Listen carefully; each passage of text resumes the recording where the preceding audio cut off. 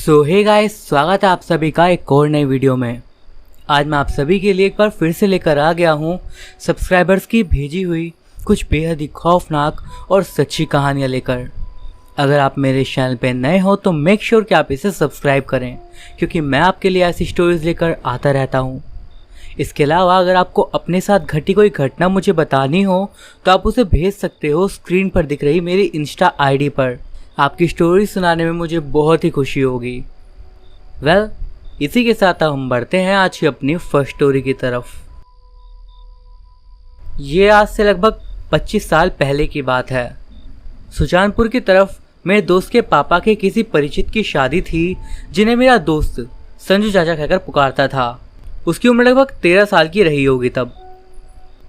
मेरा दोस्त भी अपने पापा के साथ वहां पर चला गया शादी में सुजानपुर। बारात जानी थी मंडी के संधोल इलाके की तरफ किसी गांव में।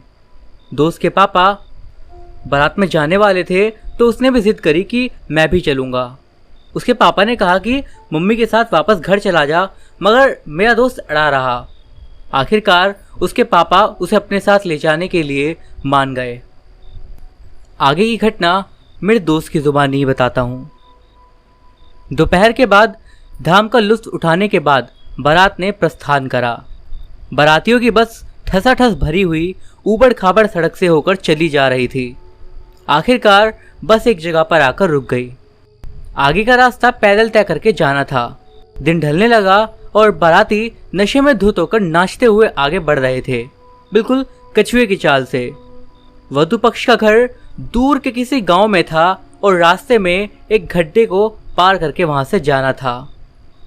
बड़े बुजुर्ग बोले कि भाई 7 बजे तक पहुंचना है लड़की वालों के यहाँ पर, तेज रफ्तार से चलो। मगर शराब के नशे में चूर बाराती भला किसकी सुनने वाले थे। खैर धीरे धीरे बारात आगे बढ़ती गई और मैं तो बड़ा उत्साहित था कि रास्ते में वो बड़ा गड्ढा सा है, क्योंकि उसे आप एक छोटा तालाब टाइप ही बोल सकते हो जिसमें पानी रहता था। और पानी देखने में मुझे काफ़ी ज़्यादा एक तरीके से इंटरेस्ट आता था। मगर जिस टाइम पर हमारी बस वहाँ पर पहुँची तो पता चला कि वहाँ पर पानी तो है ही नहीं।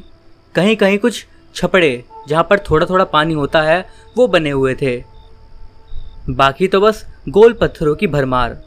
ऐसा लगता था मानो एक खड्ड पानी की खड्ड ना होकर पत्थरों की खड्ड हो। खैर इस सूखी खड्ड को पैदल हमने पार करा। उन दिनों पुल ज़्यादा नहीं होते थे और वैसे भी गर्मियों में पानी था भी नहीं। रात को हम लड़की वालों के घर पहुँचे। दूल्हा दुल्हन की रस्म रिवाज चालू हो गए और बुजुर्ग नाचने में मशगूल हो गए। युवा शराब पीने में और हम बच्चे और टीनेजर धमा चौकड़ी मचाने में। हम इधर उधर दौड़ ही रहे थे कि अचानक शोर सुनाई दिया। सब उस तरफ भागे जहाँ से वो आवाज़ आई थी। वहाँ 3-4 लोगों ने दूल्हे को पकड़ा हुआ था और हवन सामग्री बिखरी हुई थी। हवन कुंड की लकड़ियाँ भी तितर बितर थी। दूल्हे का चेहरा तमतमाया हुआ था। सहरा उसने कहीं पर फेंक दिया था और मुंह से कुछ अजीबोगरीब बड़बड़ा रहा था। मैं हैरान था। संजू चाचा इतने शालीन थे जो कि कभी भी गुस्सा नहीं होते थे। आखिर आज ऐसा क्यों कर रहे थे। ये मंजर देखकर महिलाओं ने रोना शुरू कर दिया। वर और वधु पक्ष के दोनों पंडित तरह तरह के निर्देश दे रहे थे। मेरी तो कुछ समझ में ही नहीं आ रहा था। इतने में पापा मेरे पास आए और उन्होंने मेरा हाथ पकड़ा और जिस तरफ खाना खाने के लिए पंगत बैठ रही थी वहां ले गए और बोला कि खाना खा लो, मैं आता हूं। मैं खाना खाने लगा, मगर मेरा ध्यान वेदी की तरफ ही रहा जहां से शोर चिल्लाना और पता नहीं कैसी कैसी आवाज़ें आ रही थी।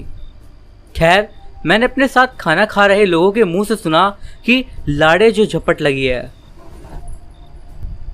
शोर शराबा जारी रहा और आधे घंटे में शादी का माहौल रण क्षेत्र जैसा हो गया। खाना खाने के बाद मैं दूर से देखता रहा। दूल्हा बेहोश हो चुका था और दोनों पंडित कुछ मंत्र पढ़ रहे थे। फिर आधे घंटे में दूल्हे को होश आया तो वो बहुत शांत और थका हुआ था। इसके बाद पापा आए और मुझे बगल के घर में ले गए जहां बारातियों के सोने का इंतजाम करा गया था। खैर अगली सुबह उठा तो विवाह की रस्में हो चुकी थी। ब्रेकफास्ट के लिए चाय और भटूरे आए और विदाई का इंतज़ार होने लगा। विदाई की रस्में हुई और दुल्हन का रोना, उसके परिजनों का रोना, ये सब काम जारी था। दुल्हन को पालकी पर बिठाया गया और कारवां आगे बढ़ा और जैसे जैसे पालकी घर से दूर होती गई, दुल्हन के रोने की आवाज़ बढ़ती चली गई। ये वो दौर था जिसमें पूरी बारात में पुरुष ही हुआ करते थे, यानी 80 से 100 लोगों के बीच में अकेली महिला सिर्फ दुल्हन होती थी। आजकल तो महिलाएं भी बारात में जाने लगी हैं और वापसी में दुल्हन के परिवार की तरफ से बेटियां और दुल्हन की सहेलियां भी आने लगी हैं। पहले सिर्फ दुल्हन के भाई आया करते थे बारात से वापस, जिन्हें लादड़ू कहा जाता था। खैर, फिर से हम खड्ड से नीचे उतरे और सूखी खड्ड को वैसे ही पार करने लगे जैसे हम पहले आए थे।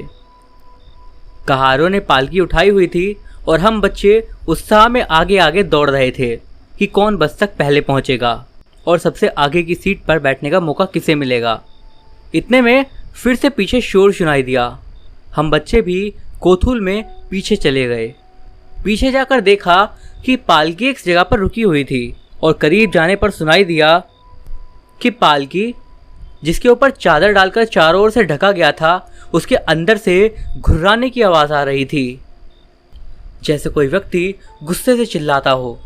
लड़की के भाई ने पर्दा उठाया और बहन से बात करने की कोशिश करी, मगर वो पालकी में रखे अपने शीशे की तरफ देख रही थी और बड़ी बड़ी आंखें करके बस गुर्राए जा रही थी। तभी एक और बात सुनने में आई कि पालकी आगे नहीं बढ़ रही है। कहारों का कहना था कि वो आगे बढ़ाने की कोशिश कर रहे हैं, मगर पालकी टस से मस नहीं हो रही।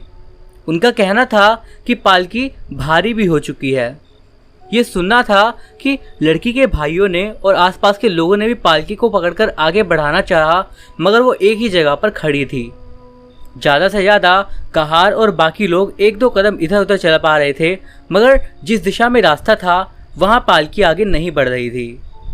आखिर में कहार थक गए और बोलने लगे कि जनाब, बहुत भारी हो गई है पालकी, अब उठाया नहीं जा रहा, हम नीचे रख देंगे। इस दौरान दुल्हन के गुर्राने की आवाज़ कंटिन्यूसली आ रही थी। सब इसी काम में व्यस्त थे और पालकी को खींचने की कोशिश कर रहे थे। तब कोई बुजुर्ग सलाह देने लगा और किसी ने कहा कि पंडित को ढूंढो। पंडित को ढूंढने की कोशिश तो हुई, पर पंडित जी मिल ही नहीं रहे थे। किसी ने कहा कि पालकी ज़मीन पर मत रखना, वरना गलत हो सकता है कुछ। मैं डर और आश्चर्य के भाव से ये सब कुछ होता हुआ देख रहा था। इतने में किसी बुजुर्ग ने कहा कि दूल्हे को बुलाओ और उसे कहो कि दुल्हन का हाथ पकड़े। तब दूल्हे की तलाश शुरू हुई, जो कि पैदल बारात के साथ चल रहा था।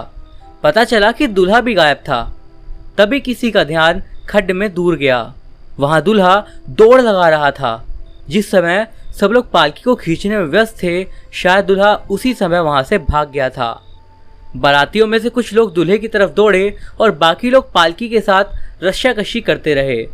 इतने में दुल्हन ने पालकी के अंदर से भारी आवाज में हंसना शुरू कर दिया और बोलने लगी, मां नहीं जाना देनी, मां नहीं जाना देनी है। इसका मतलब था कि मैं इसे नहीं जाने दूंगा। उस आवाज़ को सुनते ही मेरे तो प्राण ही सूख गए थे। इतनी भयानक आवाज़ मैंने कभी नहीं सुनी थी। इतने में एक बुजुर्ग आगे आया और बोला, कौन है तू? मैं कोई भी हूँ, पर मैं इसे जाने नहीं दूंगा। इतने में कुछ लोग दूल्हे को पकड़कर लाए, जो कि अजीब बोली में बड़बड़ा रहा था। वो आधी बेहोशी में लग रहा था। ये सारा सिलसिला शुरू हुए 1 घंटा बीत चुका था।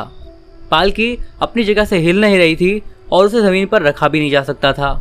बारात के लोग बारी बारी उसे उठा रहे थे और जोर आजमाइश कर रहे थे। सभी के चेहरे पर डर देखा जा सकता था। इतने में कोई आदमी किसी स्थानीय मंदिर के पुजारी को बुला लाया। पुजारी ने आते ही कुछ मंत्र बुदबुदाए और दूल्हे को टीका लगाया। दूल्हा होश में आ गया। पुजारी ने दूल्हे और बाकी लोगों से पूछा कि दूल्हे की कटार कहाँ पर है, तो लोग ढूंढने लगे। एक करंडी में वो कटार मिल गई। पुजारी ने कटार पर लिपटा कपड़ा हटाया और कटार पर भी टीका लगाया और दूल्हे के हाथ में थमाकर बोला कि पालकी का चक्कर लगा, और फिर पालकी से इसको छुआ। दूल्हे ने ठीक वैसा ही करा और अचानक दुल्हन की चीख सुनाई दी। इसके साथ ही पालकी उठाने वालों का संतुलन बिगड़ गया, क्योंकि शायद वो जोर लगा रहे थे और अचानक पालकी हल्की हो गई थी। तो जैसे ही पालकी हिली, पुजारी ने कहा कि तुरंत पालकी को खड्ड से बाहर ले जाओ। लोग लगभग दौड़ते हुए पालकी को खड्डे से बाहर ले गए और हल्की सी चढ़ाई चढ़कर रुके, जहां पर पालकी जमीन पर रखी गई। दुल्हन, जो कि अब बेहोश हो चुकी थी, उसे होश में लाने के लिए पानी के छींटे मारे गए और फिर उसे पानी पिलाया गया। दुल्हन अब एकदम सामान्य थी और दुल्हा भी। आगे बारात आराम से लौट गई दुल्हन को लेकर। इसके बाद हमने दूल्हे के घर धाम खाई और पापा के साथ घर चले आए। कुछ साल पहले मैंने पापा से पूछा इस घटना के बारे में। तब उन्होंने बताया कि जिस खड्ड में ये सब हुआ था, उस खड्ड का नाम है बक्कर खड्ड और माना जाता है कि उसमें भूत प्रेत रहते हैं। उन्होंने बताया कि उस दिन जो पुजारी आए थे, जिन्होंने खड्ड में मेरी मदद करी थी, उसका कहना था कि कोई भूत दूल्हे को चिपक गया था शाम को ही। उसके कारण ही पहले रात जब वो लड़की वालों के यहाँ पर गए, तब दूल्हे ने यज्ञ से डरकर हवन कुंड को भंग करने की कोशिश करी। फिर उसी भूत ने बीच खड्ड में पालकी को अपने साथियों के साथ मिलकर रोक लिया था और दुल्हन को भी अपने वश में कर लिया था। उस पुजारी का कहना था कि अगर पालकी को जमीन पर रख दिया जाता तो दुल्हन की मौत भी हो सकती थी और दूल्हे पर किसी का ध्यान ही नहीं जाता, तो शायद उसके साथ भी कुछ गलत हो जाता। खैर, इस घटना के पीछे कारण क्या थे ये मैं नहीं जानता, मगर जो मैंने देखा वो सामान्य तो बिल्कुल भी नहीं था। पापा ने ये भी बताया कि उस घटना के बाद उन पति पत्नी को कभी दोबारा ऐसी कोई दिक्कत नहीं आई। मैं वैसे भी लंबे समय तक संजू अंकल और उनकी पत्नी के संपर्क में रहा था। मैंने भी नहीं सुना कि उन्हें ऐसा कभी दोबारा कुछ हुआ। वैसे मैंने कई लोगों से बात करी तो पता चला कि बड़े बुजुर्ग मानते थे कि बक्कर खड्ड और घर तासली नालों में बहुत से ऐसे भूत रहते हैं और वे आधी रात को खड्ड के किनारे इकट्ठा होकर खाना पकाते हैं।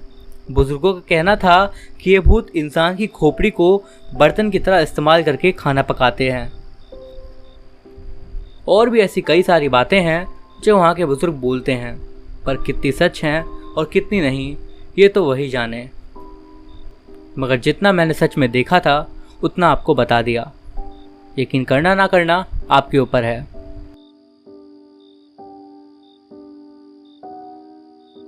ये घटना मेरे साथ नहीं हुई।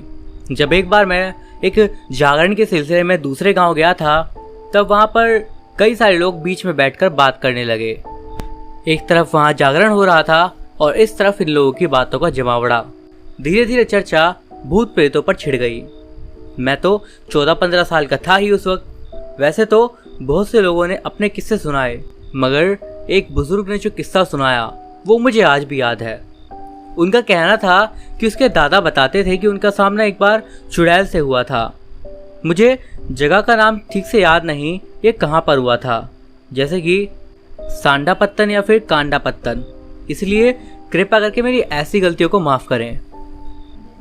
वैसे तो चुड़ैल पूरे भारत की कथा कहानियों में और अफवाहों का हिस्सा रही है। कहा जाता है कि चुड़ैल दरअसल एक भटकती हुई आत्मा होती है जो कोई इच्छा पूरी ना होने की वजह से इस संसार के बंधन से मुक्त नहीं हो पाती। कहते हैं भी हैं कि चुड़ैल कभी किसी को नुकसान नहीं पहुंचाती, मगर उसे लोगों को परेशान करने में मज़ा आता है। साथ ही उसका दिल अगर किसी पर आ जाए तो वो उसके साथ रिश्ता बनाना चाहती है। कहते हैं कि चुड़ैल को यदि वश में कर लिया जाए तो वो आदमी को कुछ भी दे सकती है, उसकी कोई भी इच्छा पूरी कर सकती है। अगर कोई आदमी उसके वश में आ जाए तो ये समझ लो कि वो आदमी बर्बाद हो जाएगा। हिमाचल में सर्दियों में फंक्शन वगैरह जब होते थे तो अलाव जलाया जाता था। मंडी में इसे गहना कहते हैं। खैर, मैं तो ये सब नहीं मानता और ना ही मानना चाहिए, क्योंकि चुड़ैलों या डायनों के नाम पर देश में बहुत सा अंधविश्वास फैला हुआ है और इस अंधविश्वास के चलते ही न जाने देश में कितनी महिलाओं को डायन बताकर भयंकर यातनाएं देकर मार डाला जाता है। इसलिए मैं चाहता हूं कि आप लोग इस कहानी को सिर्फ एक घटना के तौर पर लें, एक वास्तविकता ना समझें, क्योंकि इस कहानी की पुष्टि मैं खुद भी नहीं कर रहा हूं, क्योंकि मैंने भी ये स्वयं किसी से सुनी है। तो बुजुर्ग को उनके दादा ने कहानी सुनाई थी जो इस तरह से थी। आगे मैं का मतलब है कहानी सुनाने वाला बुजुर्ग, उसके दादाजी। ये अंग्रेजों के जमाने की बात है। सरका घाट में उन दिनों इक्का दुक्का मकान हुआ करते थे। आज की तरह घनी आबादी वाला कस्बा नहीं था वहाँ पर। कुछ घर आसपास के गांव में हुआ करते थे, वो भी दूर दूर। उन दिनों सभी लोगों का जनजीवन सादा था। सरका घाट में एक दो मालदार लोग थे, जमींदार, जो लोगों को पैसे उधार देते थे, जमीनें और चीज़ें गिरवी रखकर। उन दिनों चांदी के सिक्कों का व्यापार हुआ करता था। एक ही बड़ा लाला हुआ करता था जिसके यहाँ से लोग चीज़ें खरीदते थे। उन दिनों नमक लाने के लिए गुम्मा जाना पड़ता था। बहुत सारे लोग इकट्ठे होकर गुम्मा जाते और वहाँ से मेहनत मजदूरी करते और फिर पेमेंट के तौर पर नमक की चट्टानें मिला करती थी। गुम्मा जोगिंदरनगर और मंडी के बीच एक जगह है जहाँ पर नमक की खाने हैं। यही गुम्मा नमक पशुओं के भी काम आता था और इंसानों के भी। एक बार हमारे गांव के 5-6 लोग गुम्मा गए। सरका घाट से गुम्मा जाने के लिए उन दिनों पैदल चलना पड़ता था। शॉर्टकट करते हुए ब्यास पार करते और फिर गुम्मा। रास्ता लंबा था तो हमें पेमेंट के तौर पर नमक के पत्थर मिले, जिन्हें हमने बोरियों में डाला और कंधों पर लाद कर चलने लगे। हम दोपहर होने से ठीक पहले चल दिए थे। गर्मी के दिन थे और अंदाज़ा था कि रात में भी चांदनी वाली रात होगी तो चलने में दिक्कत नहीं होगी। हमने तेज़ कदमों से चलना शुरू करा। रास्ते में हमारा लक्ष्य था कि रात होने से पहले पत्तन पहुंच जाएं और वहां पर नाव चलाने वाले को बोलकर नदी पार करवा लेंगे और फिर आगे तो अपना ही रास्ता है। चिंता की बात यह थी कि कहीं रात होने पर नाव चलाकर लोगों को नदी पार करने वाला शख्स अपने घर चला जाए। पर हमारा अंदाज़ा गलत साबित हुआ क्योंकि हमने बोझा उठाया हुआ था नमक का। उसे उठाते हुए तेज़ रफ्तार से चल पाना बड़ा मुश्किल था। आलम यह था कि रात के 10-11 बज गए हमें ब्यास नदी तक पहुंचने में, क्योंकि रास्तों में कई बार हमें विश्राम करना पड़ा। मगर इतना लंबा सफ़र हमने 12 घंटों में तय कर लिया था, ये भी बड़ी बात थी। खैर, गर्मियों का मौसम था, तारों वाली रात थी, मस्त हवा भी चल रही थी नदी के किनारे। तो प्रोग्राम बना कि रात यहीं काटी जाए। सुबह जैसे ही बेड़ी वाला आएगा उससे नदी पार करके आगे चलेंगे। मगर हमारे बीच हमारा एक चाचा था जो कि कुछ ज़्यादा ही डेयर डेविल था। वो कहने लगा कि मैंने अकेले ही तैर कर ब्यास नदी कई बार पार करी है और तुम सब भी तैरना तो जानते ही हो। ऐसा करते हैं, तैर कर ही चलते हैं। एक दौर था जब हिमाचल में जानवरों की खालों को फुलाकर उनके सहारे नदियां पार करी जाती थी। मैंने कहा कि बोरी में भारी नमक के पत्थर है, उन्हें साथ लेकर तैरना ठीक नहीं है और ऊपर से हमें इस जगह की गहराई और पानी के बहाव का बिल्कुल भी अंदाजा नहीं है। चाचा ने कहा कि पानी का बहाव बिल्कुल भी नहीं है और गहराई की चिंता तुम मत करो, क्योंकि हम तैर कर पार कर रहे हैं, चल कर नहीं। रही बात नमक की चट्टानों की, बोरी को पानी में डुबोए रखना तो ये हल्की महसूस होगी, क्योंकि पानी में चीज़ें हल्की हो जाएंगी और जल्दी से हम नदी पार कर लेंगे तो पत्थर का नमक है, जल्दी से पिघलेगा भी नहीं। मैंने कहा कि ये गलत आइडिया है और ऐसा करना ठीक नहीं है, मगर अपनी टोली में ही सबसे छोटा था मैं। बाकी सारे लोग चाचा की उम्र के थे या उनसे थोड़े कम थे। वे इस एडवेंचर के लिए तैयार हो गए और मेरी अकेले की ना भी कोई फ़र्क नहीं डाल पाई। तो हमने वही करा। कपड़े उतारे, उन्हें नमक वाली बोरियों के ऊपर बांधा ताकि नमक वाली बोरियां पानी में डूबे तब भी कपड़ों की गठरी थोड़ी ऊपर रहे, और नदी को पार करना शुरू कर दिया। नदी का पानी एकदम ठंडा था। शुरू में तैरने में दिक्कत नहीं हुई, मगर जब बीचों बीच पहुंचे तब पानी का तेज बहाव महसूस होने लगा। क्योंकि गर्मियों के दिन थे और बरसात अभी दूर थी, इसीलिए बाढ़ आने का खतरा भी नहीं था। बहाव कम जरूर था मगर फिर भी तेज था। अकेले तैरना होता तो आराम से तैर जाते, मगर एक हाथ से भारी भरकम बोरी पकड़ी हुई थी, उसे भी डूबने से बचाना था और तैर कर नदी भी पार करनी थी। हालत ये हुई कि हम चारों पांचों बीच धार में तेज बहाव से संघर्ष करते हुए फंस गए। यानी पानी को काटने के लिए हम जितना जोर लगाते, पानी हमें वहीं पहुंचा देता। यानी कुल मिलाकर हम कहीं आगे नहीं बढ़ पा रहे थे। इतने में हमारी टोली में से किसी की आवाज आई, हे भगवान, उस तरफ ये क्या है? इतने में हम सब उस किनारे की तरफ देखने लगे जहां हम जा रहे थे। वहां पर एक महिला खड़ी थी जिसकी ऊंचाई सामान्य से कुछ ज्यादा ही थी। चांदनी रात में उसका सफेद चेहरा चमक रहा था और आंखों की जगह काले कोटर नजर आ रहे थे। और सबसे अजीब या डरावनी बात कहूं, वो शायद निर्वस्त्र थी। ये देखते ही मेरे मुंह से चीख निकली और नमक की बोरी को छोड़कर मैं वापस उसी तरफ तैरने लगा जहां से हम आए थे। मैं ही नहीं, बाकी सब लोग भी चिल्लाए और तेजी से वापस लौटने लगे। सभी वापस उसी किनारे पर पहुंच गए जहां से चले थे।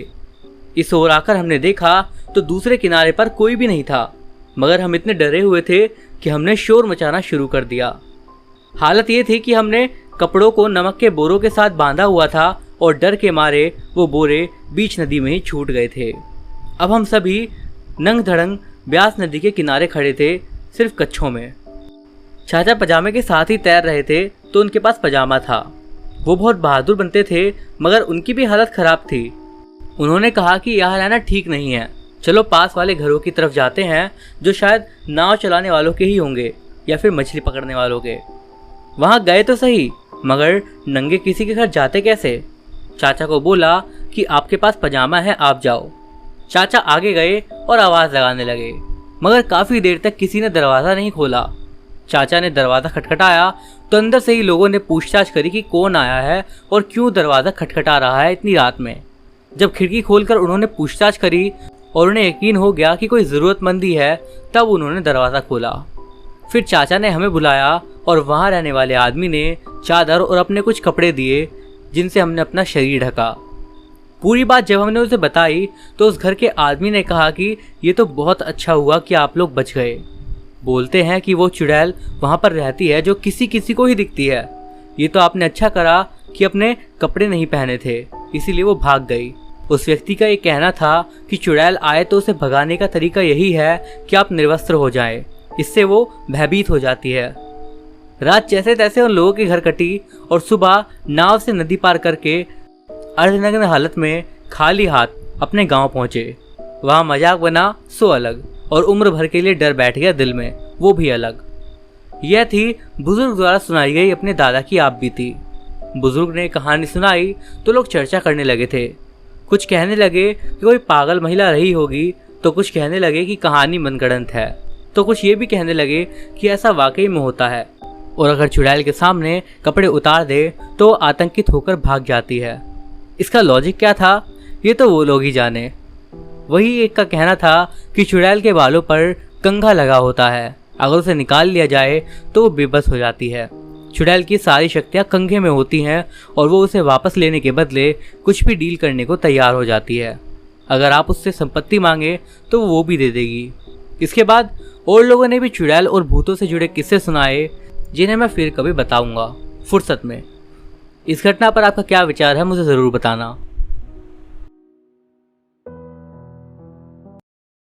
ये स्टोरी में भेजी है ऋषभ बख्शी जी ने। आइए अब स्टोरी को उन्हीं के शब्दों में जानते हैं। ये घटना विनीत नाम के एक लड़के के साथ घटी थी, जिसने मुझे इस घटना को बताया है। आगे की घटना मैं आपको विनीत के ही पॉइंट ऑफ व्यू से बताऊंगा। मेरा नाम विनीत खंडेलवाल है और मैं मुंबई का रहने वाला हूँ। पेशे से मैं एक ऑटोमोबाइल जर्नलिस्ट हूँ और मेरी एक ऑटोमोबाइल मीडिया कंपनी भी है। जो घटना आज मैं आपको बताने वाला हूँ ये मेरे साथ आज से कुछ साल पहले हुई थी। कुछ खास रीजंस के चलते मुझे वो डेट भी आज तक अच्छे से याद है। 17 फरवरी 2017। उस दिन एकदम से ही दोपहर के वक्त मेरा फ़ोन बजा। मैंने नंबर चेक करा तो वो अननोन था। मैंने कॉल को पिक कर लिया और कहा हेलो। फिर उस तरफ वाले बंदे ने बोलना शुरू करा, मेरा नाम विजय शिरगांवकर है, क्या आप विनीत खंडेलवाल बात कर रहे हैं? जी बोलिए, क्या काम है आपको? वेल मुझे पता लगा है कि आपको विंटेज कार्स का बहुत ज़्यादा शौक है और इसी के चलते मैंने आपको एक कॉल करा है। मेरे पास दरअसल एक कार है जो कि मैं आपको बेचना चाहता हूँ और वो एक इम्पोर्टेड 1961 मर्सिडीज़ 220S है। अब मैं आपको बता दूं कि मुझे विंटेज कार्स का काफ़ी ज़्यादा शौक था, तो मैंने भी इंटरेस्ट दिखाया उस गाड़ी को ख़रीदने में। Wow what a great machine, आपके पास एक काफ़ी बढ़िया मॉडल है। अमेजिंग, लगता है आपको विंटेज कार्स बहुत ही ज़्यादा पसंद है। हाँ, उन गाड़ियों के लिए मेरे दिल में अलग से ही जगह है। ये बात सुनकर मुझे बहुत खुशी हुई। क्यों ना आप मेरे घर आ जाओ, मैं मालाबार हिल्स में ही रहता हूँ। कल मैं आपको आपकी गाड़ी दिखा दूँगा। ठीक है, मैं वहाँ पर आ जाऊँगा, आप बस मुझे एड्रेस भेज दीजिएगा। Okay done. अगले दिन मैं विजय शिरगांवकर के घर जाने के लिए निकला और जब मैं वहाँ पर पहुँचा तो मैं काफ़ी ज़्यादा खुश हुआ और एक तरीके से एक्साइटेड भी हुआ, क्योंकि वो एक काफ़ी ज़्यादा रईस आदमी लग रहा था। उसका काफ़ी बड़ा बंगला था जो कि मालाबार हिल्स में था। वेलकम विनीत। विजय ने मेरा स्वागत करते हुए कहा, नमस्ते जी। तो तुम चाय लोगे या कॉफ़ी? नहीं, कुछ नहीं, पूछने के लिए शुक्रिया। विनीत, कुछ बात है जो कि मैं तुम्हें कार को बेचने से पहले बताना चाहता हूँ। जी कहिए, क्या बात है? दरअसल ये गाड़ी मैंने 1979 में खरीदी थी और उस टाइम पर मैं काफ़ी यंग भी था और काफ़ी ज़्यादा जाना माना बिजनेसमैन था। ये कार मैंने अपनी वाइफ लेट मंत्रा श्रीगांवकर के लिए खरीदी थी और एक रात 1 जून 1979 को मेरी वाइफ मंत्रा का इस कार में एक्सीडेंट हुआ और उसकी उसी जगह पर मौत हो गई। मैं इस बात से अंदर से टूट चुका था। कई महीने तक तो ये गाड़ी एक्सीडेंटल कंडीशन में ही मेरे गैराज में पड़ी रही, पर एक दिन मैंने सोचा कि क्यों ना इसको रिस्टोर करूं और मैंने इस गाड़ी को रिस्टोर करवा लिया। मगर उसके बाद से कभी मेरी हिम्मत नहीं हुई इसे चलाने की। उनकी बातों से मैं कहीं ना कहीं समझ पा रहा था कि वो किस तरफ इशारा कर रहे हैं। मैं समझ गया था कि वो क्या कहना चाहते थे। मैंने जवाब दिया, मैं समझ गया हूँ कि आप क्या बोलना चाहते हो, बट इन सब चीज़ों में मैं यकीन नहीं करता बिल्कुल भी। ये शुभ अशुभ मुझे सब अंधविश्वासी बातें लगती हैं और मैं आपसे गाड़ी डेफिनेटली खरीदूंगा। इसके बाद मैंने थोड़ा पेपर वर्क करा और वो गाड़ी खरीद ली। और उसके बाद जब मैं उस गाड़ी को विजय शिरगांवकर के घर से अपने ऑफिस ला रहा था तो मुझे ऐसा लग रहा था कि मानो मेरे साथ बैक सीट पर कोई बैठा था और कुछ अजीब सी नेगेटिव वाइब्स मुझे आ रही थी। पता नहीं क्यों, मुझे लगा कि शायद ये मेरा वहम है या फिर विजय ने अपने वो इंसिडेंट के बारे में मुझे बताया, इस वजह से मेरा माइंड मेरे साथ ट्रिक्स खेल रहा है। यही सोचते सोचते मैं अपने ऑफिस पहुंच गया। जब मेरे बाकी सारे एम्प्लॉयज़ ने उस गाड़ी को देखा तो वो सब भी काफ़ी ज़्यादा खुश हुए क्योंकि ये गाड़ी हमारी विंटेज कलेक्शन की काफ़ी ज़्यादा यूनिक गाड़ी थी। उस गाड़ी पर हम अपने काफ़ी सारे वीडियोस बनाने वाले थे। फिर एक रात मैं उस गाड़ी को अपने घर ले आया और मेरे बेडरूम के विंडो से मेरी कार पार्किंग क्लियरली विजिबल थी और मुझे वो गाड़ी दिख रही थी।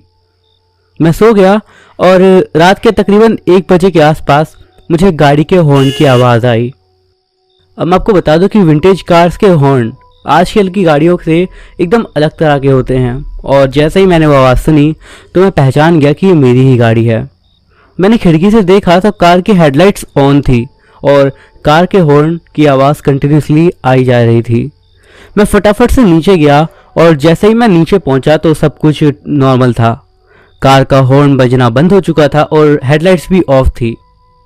मैं काफ़ी ज़्यादा हैरान था इस बात को लेकर कि आखिर ऐसा कैसे हो गया। फिर मुझे लगा कि शायद कुछ टेक्निकल प्रॉब्लम होगी, कल सुबह चेक कर लूँगा और यही सब सोच के मैं वापस अपने रूम में चला गया।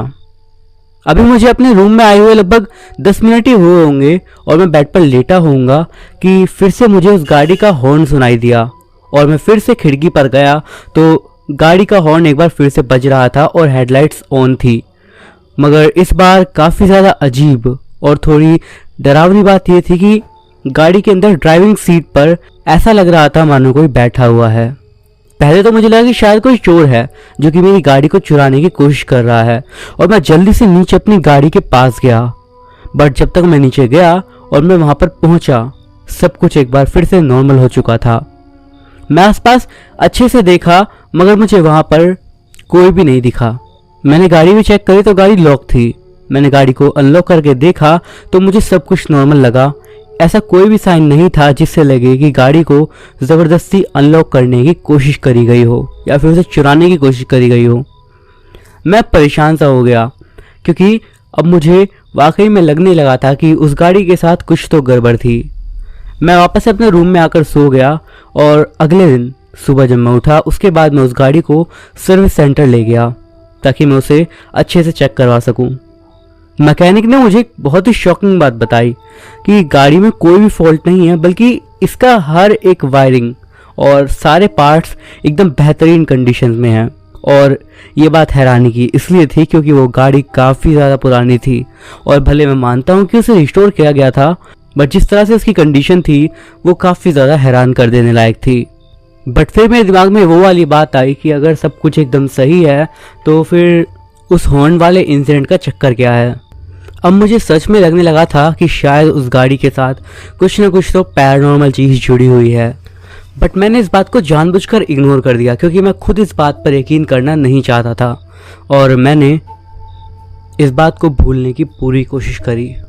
अब मैं अपने ऑफिस में आ गया और जैसा कि मैंने आपको बताया कि हम उस पर वीडियो बनाने वाले थे, इसी वजह से हमारी जो वीडियो क्रिएटर टीम थी, मैंने उनसे कहा कि आज हम इस गाड़ी पर एक रिव्यू वीडियो बनाएंगे।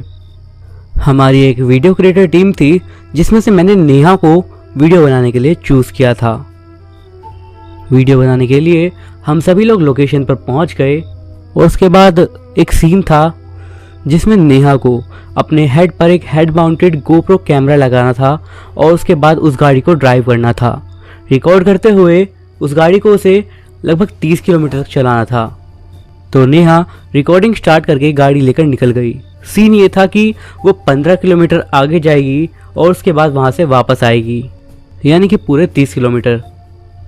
इसमें उसे कम से कम 30 मिनट तो लगने ही वाले थे, लेकिन जब लगभग 2 घंटे बीत गए और नेहा वापस नहीं आई तो हम सब परेशान होने लग गए। मैंने अपनी दूसरी गाड़ी ली और मेरे साथ अपने एक और टीममेट को लेकर मैं वहाँ से नेहा को ढूंढने के लिए चला गया। लगभग 4 किलोमीटर दूर आने के बाद मैंने दूर कहीं अपनी गाड़ी देखी और वहाँ पहुँचकर मैंने अपनी गाड़ी को रोक दिया। मैंने जो देखा वो देखकर मैं भी काफ़ी ज़्यादा डर गया था क्योंकि नेहा रोड की साइड में बैठकर रो रही थी। मैंने उसे काफ़ी मुश्किल से शांत करवाया और उससे पूछा कि आखिर तुम्हारे साथ हुआ क्या है। नेहा ने मुझे बताया कि जब वो कार ड्राइव कर रही थी तब उसने इनसाइड रेयरव्यू मिरर में बैक सीट पर बैठी एक औरत को देखा जिसका चेहरा बहुत ही भयानक था और वो उसे देखकर काफ़ी डरावने तरीके से मुस्कुरा रही थी। जब मैंने ये बात सुनी तो उसकी बात को सुनकर मैं भी समझ गया और अब मुझे भी डर लगने लगा क्योंकि अब मुझे यकीन हो गया था कि विजय शिरगांवकर की बीवी जिसकी इस गाड़ी में डेथ हुई थी, उसकी आत्मा आज तक उस गाड़ी को हॉन्ट कर रही है। मैं काफ़ी डरते डरते उस गाड़ी को अपने ऑफिस लेके आया और मैंने उसे अपने गैराज में पार्क कर दिया। मैं अपने कैबिन में बैठा था और सोच रहा था कि अब मुझे क्या करना है। मुझे पता भी नहीं लगा कि मुझे वहीं बैठे बैठे रात के 12 बज गए। ऑफिस से लगभग सभी लोग घर वापस जा चुके थे और मैं अकेला ही वहाँ पर बैठा हुआ था। अब एकदम से ही हुआ यूं कि वहाँ पर लाइट्स ऑफ हो गई। मैंने अपनी टॉर्च को ऑन किया और उसके बाद मैं गैराज तक आया। मेरा प्लान अब उस गाड़ी से जाने का था नहीं और इसीलिए मैं अपनी दूसरी वाली गाड़ी से घर जाने वाला था और वो गाड़ी वहीं गैराज में ही छोड़ने वाला था। तो जब मैं गैराज में पहुंचा, मेरी गाड़ी के जस्ट साइड में वो भूतिया गाड़ी खड़ी हुई थी और उस गाड़ी को देखते ही मेरे रोंगटे खड़े हो गए और मेरे फ़ोन का टॉर्च अचानक से ही ऑफ हो गया। जैसे ही मैंने अपना फ्लैश दोबारा ऑन किया और उस भूतिया गाड़ी की तरफ फ्लाइट करी, तब जो मैंने देखा उसे देखकर मेरा शरीर एकदम ठंडा पड़ गया। मेरा गला एकदम सूख गया क्योंकि उस गाड़ी के अंदर मैं अब एक औरत को देख पा रहा था जिसका चेहरा बहुत ही ज़्यादा भयानक था। वो गुस्से से भरी हुई थी। उसकी लाल आंखें, बिखरे हुए बाल और पूरे चेहरे पर खून लगा हुआ और चेहरे पर हर जगह कटे हुए चोट के निशान जिनमें से खून बह रहा था। उस आत्मा को देखते ही मानो मेरी आवाज़ कहीं चली गई। मैं चिल्लाना चाहता बट मेरे गले से आवाज़ नहीं निकल पा रही थी। मैं भागना चाहता था मगर मेरे पैर मानो उसी जगह पर जम गए थे। वो आत्मा गाड़ी से निकलकर मेरे सामने आई और उसने मुझे देखकर कहा, तुम्हारी हिम्मत कैसे हुई मेरी गाड़ी को हाथ लगाने की? ये गाड़ी मेरी है और कोई इसे नहीं चला सकता मेरे अलावा। इतना कहकर वो आत्मा जोर जोर से हंसने लगी और ये सब देखकर मैं वहीं पर बेहोश हो गया। मेरी आंख सीधा अगले दिन सुबह खुली। मेरे सारे घर वाले, दोस्त और ऑफिस वाले वहीं पर मौजूद थे। सब काफ़ी परेशान लग रहे थे। मेरे होश में आते ही सबने मुझसे पूछा तो मैंने पिछली रात की सारी बातें सबको बताई और सबके चेहरे पर खौफ अब साफ दिख रहा था। मेरा एक जो दोस्त था वो पूजा पाठ और धार्मिक कामों में काफ़ी ज़्यादा इन्वॉल्व था। उसने मुझे कहा कि मैं एक बाबा को जानता हूँ जो कि तुम्हारी मदद कर सकते हैं। उसने कहा कि मैं 2 दिन बाद उन बाबा को तुम्हारे ऑफिस लेके आऊँगा जहाँ वो गाड़ी खड़ी थी। 2 दिन के बाद वो बाबा वहाँ पर आए और उन्होंने गाड़ी को देखते ही कहा कि जो आत्मा इस गाड़ी में है वो काफ़ी शक्तिशाली है।